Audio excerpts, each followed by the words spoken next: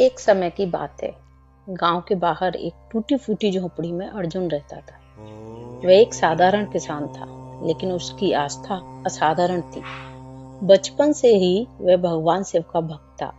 रोज सुबह शाम उसकी झोपड़ी के पास खड़े पीपल के पेड़ के नीचे स्थित शिवलिंग पर जल चढ़ाना और धूनी रमाना उसकी दिनचर्या थी।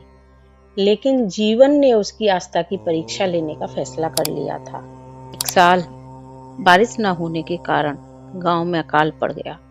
अर्जुन की फसलें सूख गईं, ऋण का बोझ बढ़ता गया और उसकी पत्नी गंभीर रूप से बीमार पड़ गई। डॉक्टरों ने जवाब दे दिया, इलाज महंगा है और समय कम।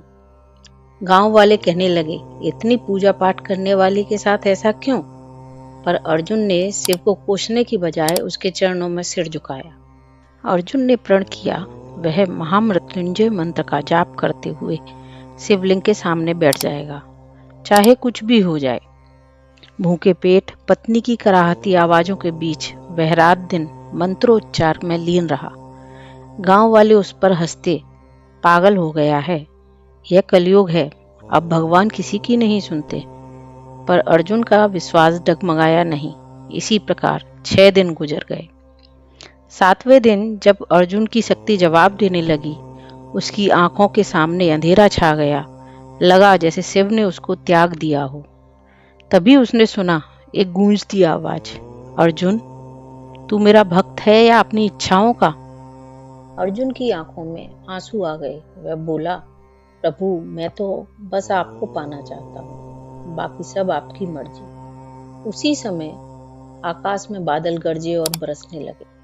झोपड़ी के बाहर का सूखा कुआं पानी से भर गया। अर्जुन की पतली की सांसें स्थिर हुई और गांव में बारिश की बूंदें टपकने लगी। लोग हैरान रह गए, पर अर्जुन समझ गया, यह चमत्कार नहीं, उसके धैर्य और समर्पण की जीत थी।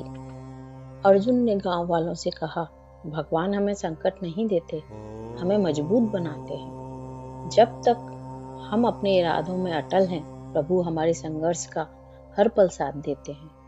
उस दिन से गांव में अर्जुन शिव सेनानी कहलाया। उसकी कहानी ने सिखाया, विश्वास वह दीपक है जो संघर्ष के अंधेरे में भी जलता रहता है। यह कहानी हमें सिखाती है कि जीवन की हर चुनौती हमें हमारे असली स्वरूप से मिलवाती है। अर्जुन की तरह अगर हम अपने लक्ष्य और आस्था पर डटे रहें, तो संकट भी मुक्ति का रास्ता बन जाता है।